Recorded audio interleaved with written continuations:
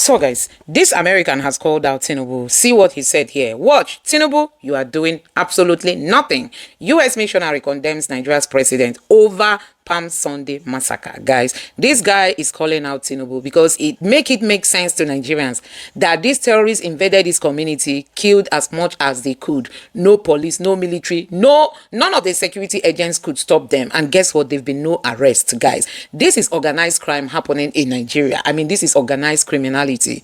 These people will kill, maim, and go, and nobody will be arrested. I mean, nobody will be arrested. They will tell us that they cannot track them. They don't know how to. They cannot track them through their social media posts. They can't track them through their calls. They can't track those that are kidnapping and collecting ransom. I mean, the Nigerian government is doing literally nothing to save lives in this country. Nothing. I mean, nothing. Now, this American is telling Tinubu that Tinubu is doing nothing. He also went ahead to call out Sheikh Gumi. He said Sheikh Gumi is posting about him. Sheikh Gumi did not post when he helped in rebuilding houses and schools. Sheikh Gumi is posting about him because he's condemning the Fulani terrorists who are coming in to kill people in Benue. Guys, this is unbelievable what is happening in Nigeria and how the federal government is sitting down in Aso Rock allowing its own people to be massacred, and you don't see any statements. You don't hear anything coming from Nigerians. Now, people have been calling out the defense minister, that he has failed Nigerians. People are calling out Ribadu, that it is his brothers. That's why nothing is being done. Nobody has been arrested after this criminality. Don't forget that these people have been given information.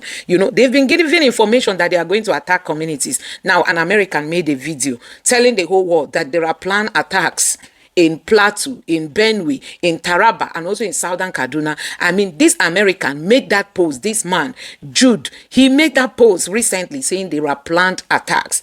And he also warned the Nigerian government that, see, terrorists are already sending information that they are going to attack. But guess what? We live in a country where life does not matter. These terrorists actually sent their information and they finally came to execute it. They killed, and as I'm talking to you, nobody has been arrested. Nobody's facing the law. Nobody's facing judgment for all these things that is happening. And tomorrow, the chief of defense staff will come out to tell Nigerians that terrorists are prodigal sons, that they deserve to be restored back into the society. Guys, Nigerians, how long are we going to see this? Now, let me allow you to take a look at these videos and let me know your honest reaction in the comment section below. Please don't forget to subscribe and turn on the bell notification for more. Now, take a look. Hello, everybody. This is Judd Saul from Equipping the Persecuted. I just wanted to give you a quick update as to what we know has been going on in Jos. What we've seen is an attack that we haven't seen in a long time. This didn't happen on some village on the outskirts of Jos. This actually happened in the city of Jos, where several Fulani ethnic militia with AK-47s on motorcycles drove in and started massacring and shooting as many people as they could. They got in and got out. I don't know how a bunch of armed Fulani with AK-47s with motorcycles just enter in a city with no interference and get out with no interference. There has been no justice. No attackers have been caught. For what we know, they haven't been pursued. This is an ongoing situation right now. As of right now, according to my sources on the ground, 29 Christians have been killed on Palm Sunday. Our intelligence on the ground still stands that Fulani are still gathering in mass and they are ready to attack in Benue. They're going to attack in Plateau. They're still looking at southern Kaduna, Chikun, Kafachan, Kajuru. They are still planning attacks in those areas. And still in Taraba, they are still planning major attacks around Chinchinji. Nothing has slowed down. Nothing has stopped.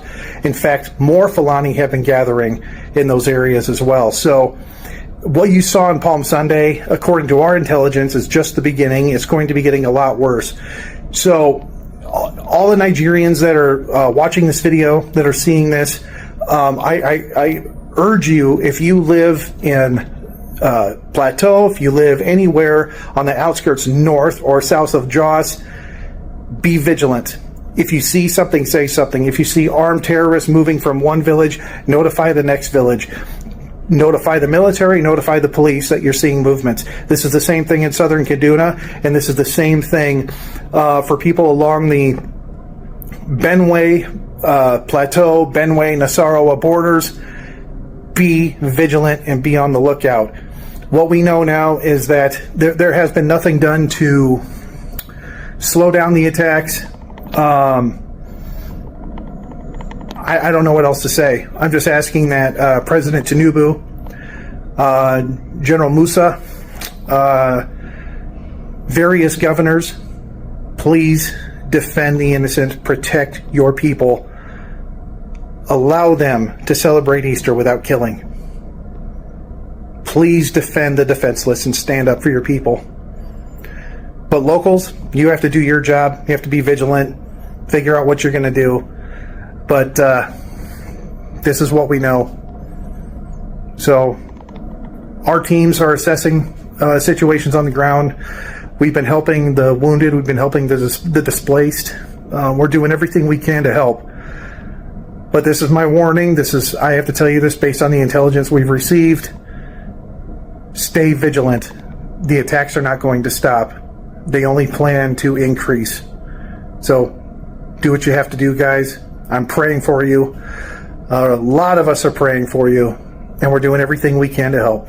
In Ukabu, they just murdered over 10 people. Yeah. Innocent Christians. Yeah. On Palm Sunday. Yeah. Tinubu, where are you? As your people are slaughtered in the night. As you sit in Aso Rock and you do absolutely nothing. You allow your people to be killed again and again and again and again. When will it stop? When will you hear the cries of Nigerians, of Christians? You can no longer deny genocide. They're being slaughtered. And you say there's no issue. You will regret what you are doing. Who sold Nigeria? How did a person like Pantami end up being in charge of our national data? How? Somebody who is a self-confessed terrorist became our Minister for Technology in charge of our national database. How? How? Who sold Nigeria? And me and you, we've kept quiet. And then, when Buhari was done, he sold Nigeria as well. He sold it to Tinubu. This is very simple. Look all around you. Every law was compromised to make Tinubu the president of Nigeria. His pedigree didn't matter to the president. His educational background did not matter. He had to be the president. The sovereignty of this country was sold to make Tinubu the president of Nigeria. Laws be damned. Morality be damned. And it's not just the judiciary who sold Nigeria to Tinubu.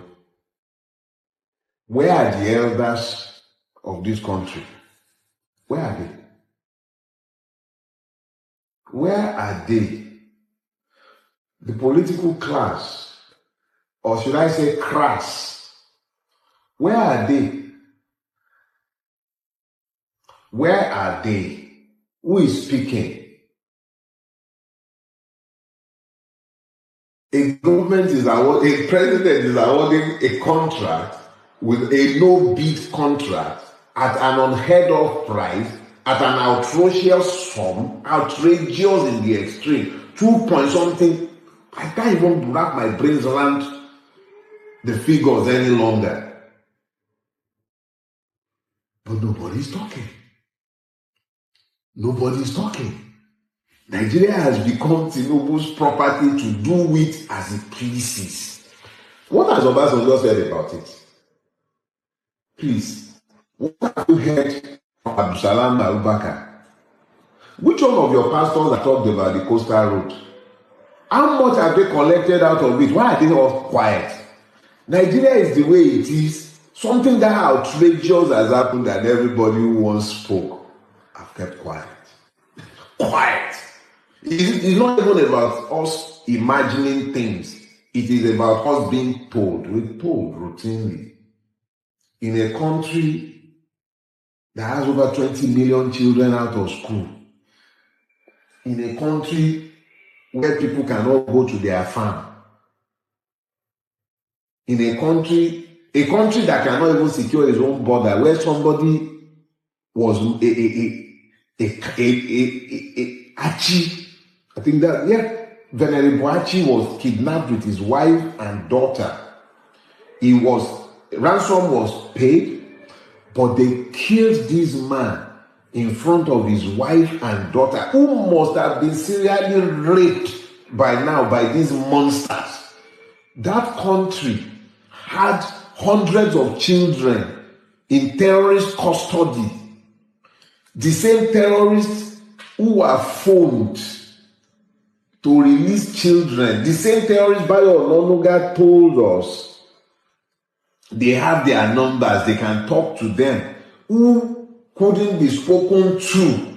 How absurd do you get? Hundreds of children in their custody, but this country has enough firepower to go and stop a coup. No problem. On whose authority? We have decades of non-alignment in our foreign policy, but overnight, Tinubu, a president lacking in legitimacy or popular mandate, he had been thwarted in his attempt at attacking Niger, thanks to David Ubeyin and whoever leaked that memo. This man, within hours of a coup, could mobilize our Air Force and our special forces into Benin Republic. Before the dust of that one is even clear, under very opaque circumstances, in very opaque circumstances, our Air Force jet is grounded in Bobo Dioulasso or wherever in Burkina Faso, with our airmen detained, and they are still busy lying. Who sold Nigeria to Tinubu? That none of you can even talk. Nobody is asking questions. And before the dust is even settled, they are talking about our fathers fought against the sale of Nigerian sovereignty to Britain, who was our colonial master, the original owner of Nigeria, who actually paid a price, purchased it. Our fathers fought and ensured that these people could not, under any stretch of the imagination, bring that defense pact to fruition. But this generation is sitting down. A president forced on the country is selling our sovereignty brazenly. Our tax records, supposedly anonymized, would be shared with another country. Does this make any sense? Who sold this country? Who sold it? Who sold this country? How much was it sold for? Can we redeem it? Is it possible to redeem it?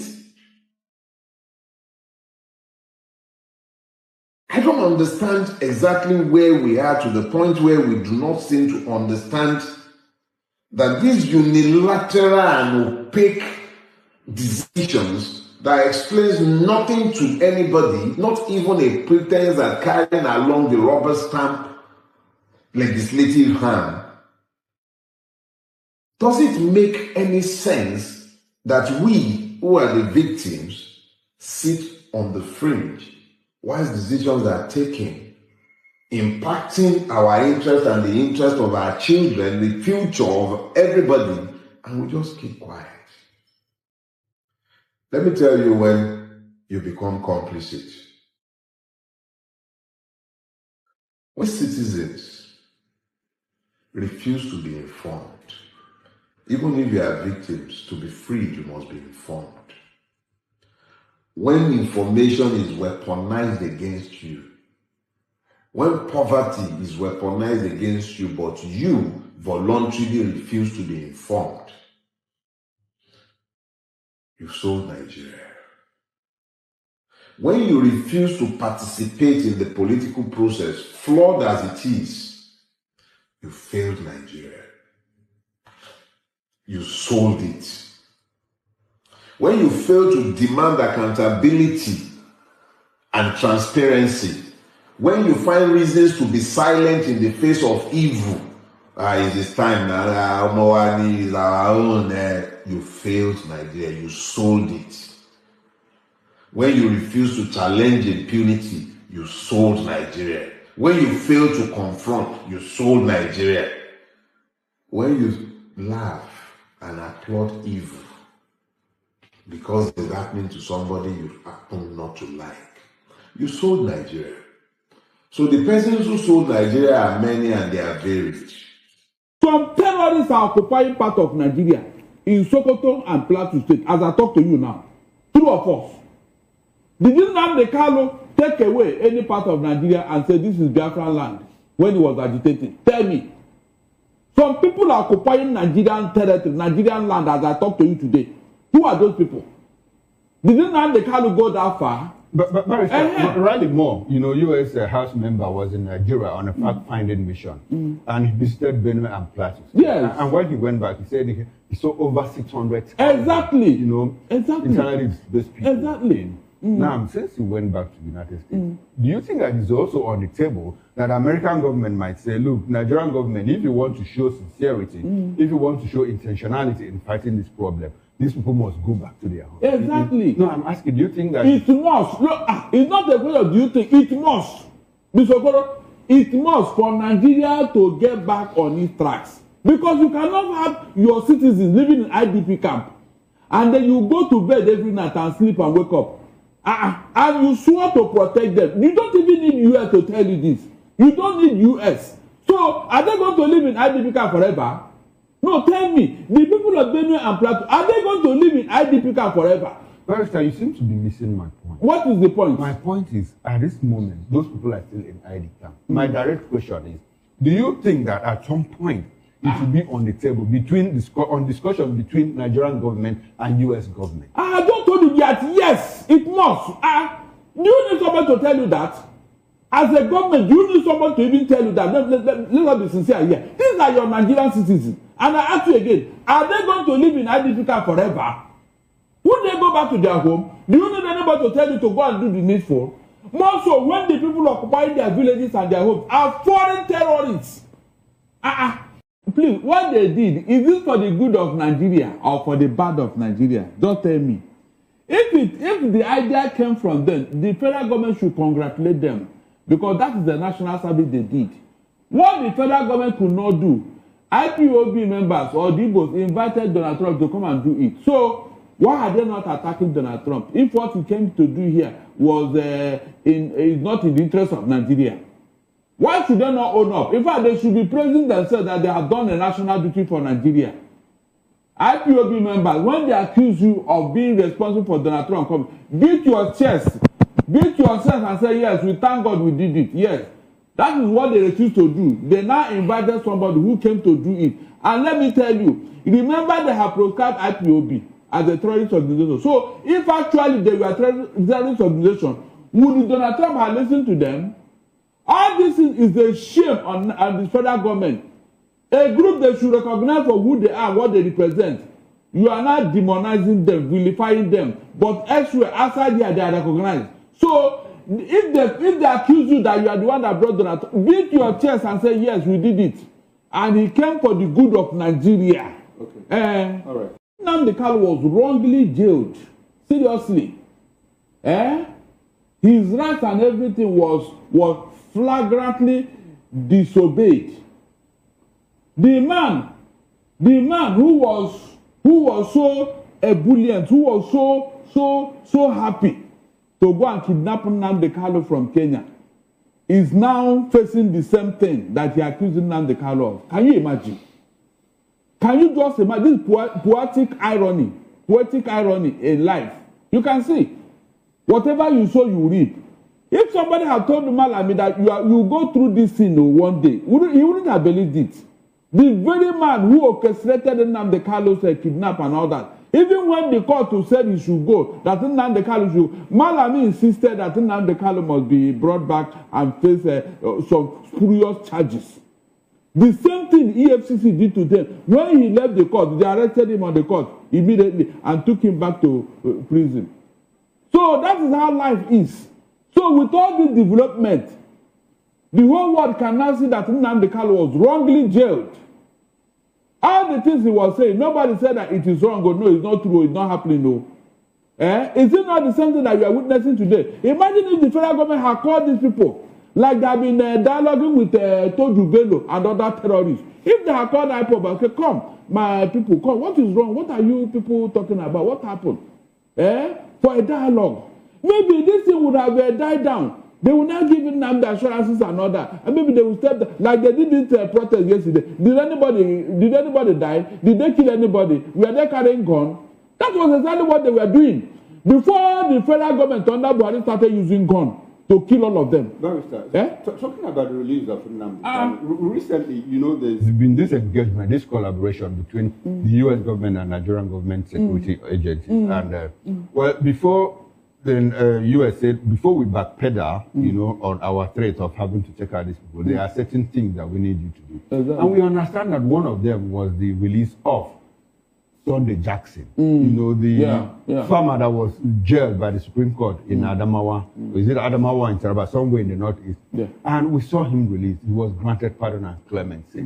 Do you think that release of Nnamdi Kanu might at some point come in the table? He's already on the table. Between the U.S. government and Nigerian authorities? Okoro is already on the table. How so? Whether the U.S. will put the amount of federal, it's already on the table. Nnamdi Kanu must be released. No. Because it is obvious that that man was wrongly jailed. From these terrorists that are working all over the place. But I want us to be factual. The factual is that it's on the table already. Okay, at a point, it will come up. But for now, it hasn't come up. It's already, discussions are going on. Let's be very clear. The government at the point it will come up, or is already on the table. Hold on, I told you now that discussion is going on behind closed doors. Okay. It's not something that will just wake between up the U.S. government and Nigerian No. Nigerian government and some Igbo leaders. Okay. Yes, my direct question is, do you think that at some point, you know, it might be on the table? U.S. will say, look, if you do this, we need you to do this. I said it's already on the table. Which table now? Both Nigerian government and the U.S. government table is there. It's part of it because the Igbo leaders of thought and some other concerns are already talking about it, but it's behind closed doors. Until that discussion is concluded, we are still talking about it. We are still raising that issue. Because we are now seeing that, yes, from all indication, this man was wrongly jailed. The IPOB members, what they have been talking about, have now come to realization. Most Nigerians did not understand what these guys were up to before. All the things they said about Nigeria is what we are seeing today. The thing is that you cannot live in denial for too long. With this peaceful rally and all that, Donald Trump should be made aware of all these things. They should articulate all these things and then make sure that he gets the attention of Donald Trump, because in his first coming, as a U.S. president, that was when this thing happened. Okay. And now he has come back, and the issues are still there, and these guys are being persecuted. So Donald Trump should be made aware. And the Nigerian states, in fact, I should say that it is a shame on them. Because what these guys stood for, what they have been talking about, is what the same Donald Trump have come to address in Nigeria. You can imagine. Is it not irony that the same man they were commemorating his inauguration and all that is the person that have come to save Nigeria? So on that score, the Nigerian state should carry the shame and recognize these guys for what they were talking about. If they had listened to them, maybe Donald Trump wouldn't have come. Okay, now. The earlier APC government take away political sentiment out of this matter, the better. Because even if APC leaves office tomorrow, the next government will inherit this problem. So the earlier they release Nnamdi Kanu, the better. Let them stop all the political sentiment that within nnamdi release, we will not have our way in the Southeast. He will be dominating the. Those things are lost. They are secondary. The important thing is that Biafra land or whatever or IPOB is in the mind of the Igbos as I talk to you today. These other people that have done worse since Mr. Okoro, what have you done to them? That is the first question. What nnamdi was doing and what these people have done so far? Which one is better? It was the activities of these people that made Donald Trump to come and bomb Nigeria. Didn't nnamdi invite Donald Trump to come and bomb Nigeria? So you should be considerate in whatever you are doing. That is what I'm saying here. These people have done worse things that everybody can see. Yet, they are being pampered. They are being behaving as if it is their right, you know. But nnamdi was agitating for what? Self-determination. Is that not the cause of the matter? Did they ransack any village? Did they say that Muslims will convert to Christians before he can lay down his agitation? No. A simple matter that is not recognized by the United Nations. That is why no other country in the whole world have seen IPOB as a terrorist organization, except Buhari's government. So what does that tell you? That is where injustice comes in. You pamper your people who have been killing and maiming and destroying people's land and property. You pamper them, you cover them. But one young man who said, no, what you are doing to us is not good. We want self-determination. You now judge him. Is that fair? Okay, all right. No country in the whole world has seen IPOB as a terrorist organization. Now, it is an embarrassment on the part of the federal government that a group they proscribed is now influencing a whole world power to carry out action in Nigeria. A very big embarrassment. They shouldn't even say this. If they have wisdom and intelligence, they should not say this thing. This is a group we proscribe. So how is America listening to them? And to come to it, what Donald Trump came to Nigeria, is this for our own good or for our own bad? The man came to help us to do something nobody could have done in the last 15 years. Please, is it a bad omen for Nigeria? That is the question. Because I know that if Donald Trump did not do what he did, maybe what we are seeing today wouldn't have happened. Because all of a sudden, the federal government have woken up against the terrorists. Is that not true? There are activities now against them. So who made it possible? When people want to talk, please let them reason. Let them reason. Those people who want to reason before you talk. If I thought it was IPOB that did it, what they did, is it for the good of Nigeria and the federal government or not? And so, if it is for the, why is it that the federal government is not challenging Donald Trump? Say, why did you bomb Nigeria? Who told you to come? That is how to start, and not to be talking anyhow. So I should sit down here and condemn IPOB. If I thought they are the one that did it, what they did, is it for the good of Nigeria? That is the first question. If you answer that question, you can go ahead and talk. By the way, if you have done the needful, will Donald Trump come in? If you have done what you're supposed to do as a federal government to protect life and property, will anybody even enter Nigeria? Both terrorists and Donald Trump, will they enter Nigeria?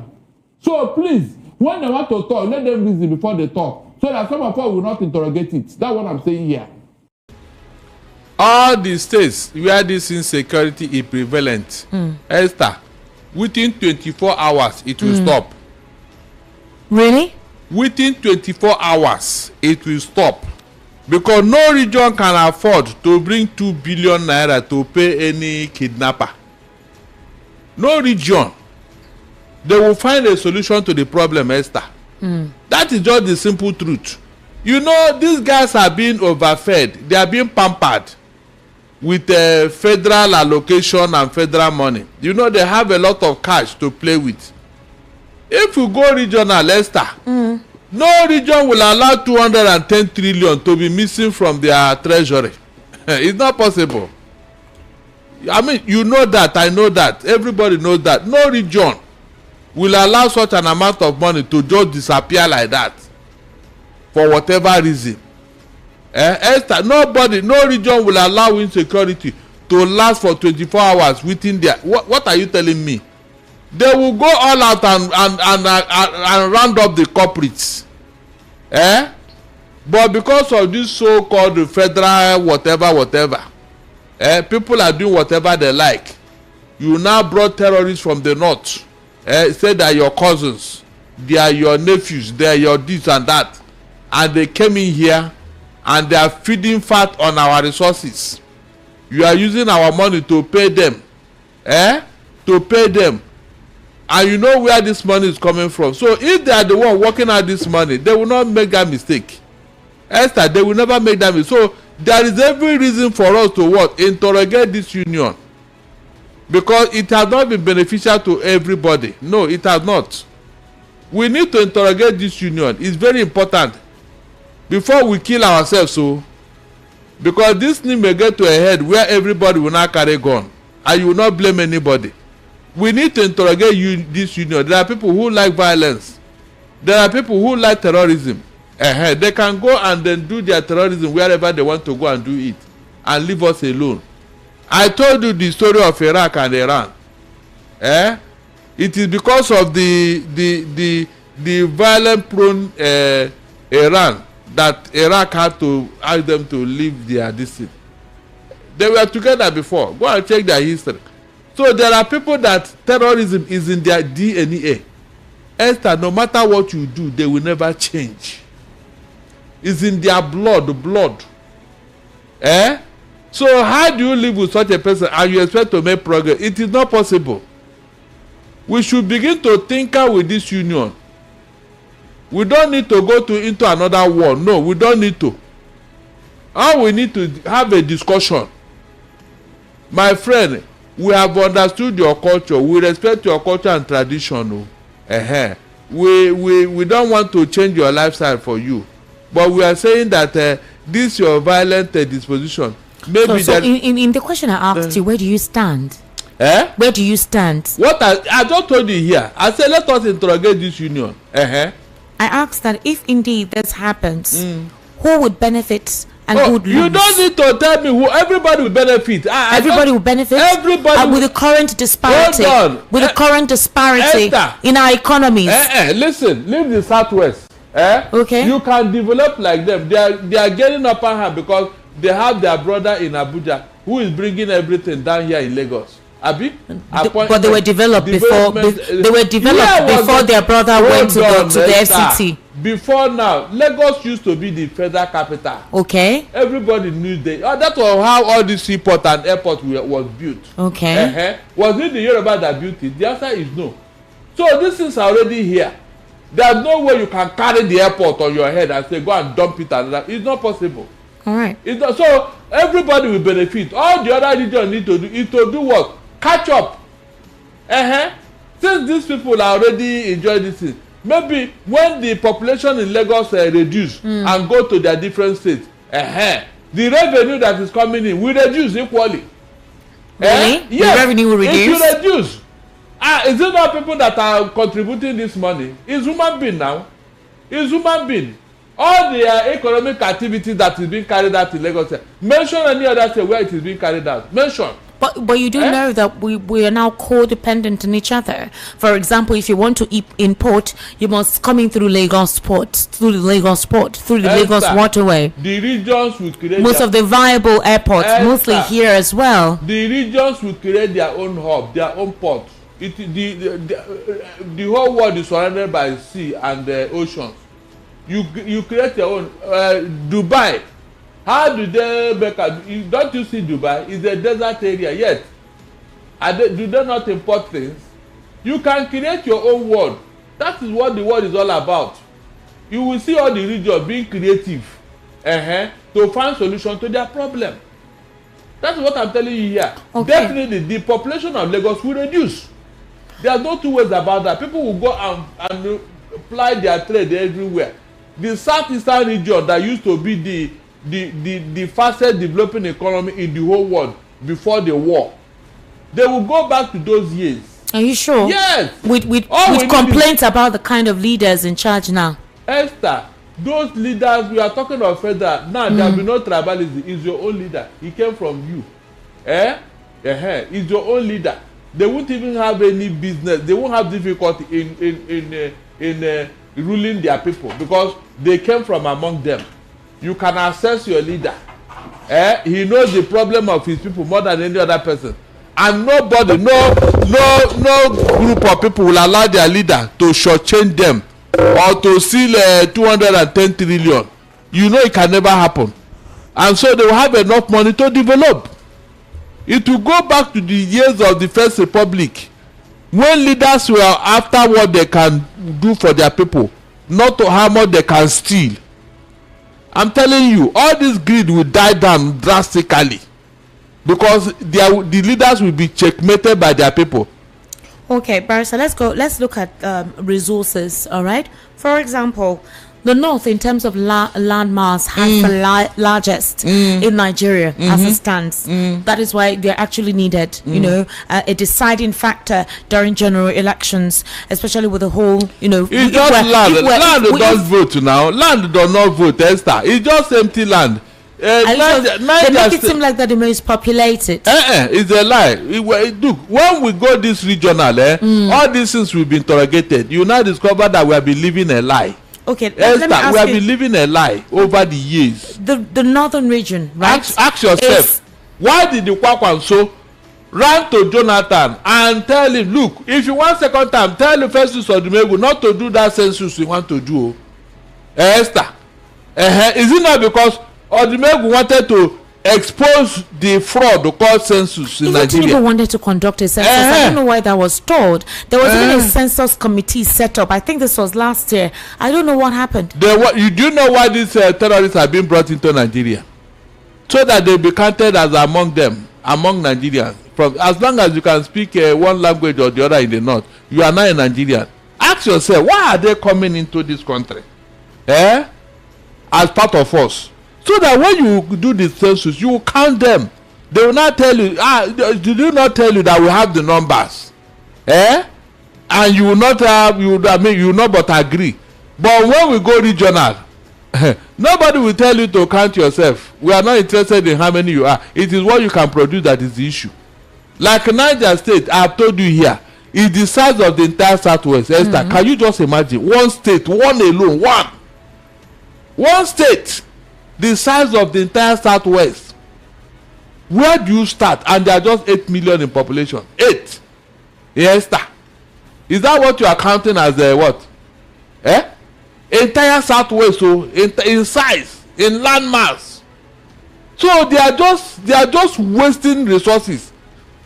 And the land on its own, when you come to means of production, land is the resources. Yet Niger State have all this land, yet they are not doing anything with it. Rather, it has become a heaven for terrorists, a heaven for kidnappers, a heaven for Boko Haram, ISWAP. Because there's a lot of land they can occupy. Empty land, ungoverned spaces. That is why this thing is very prevalent in that place. One state that is the size of the Southwest, do you know what it means, Esther?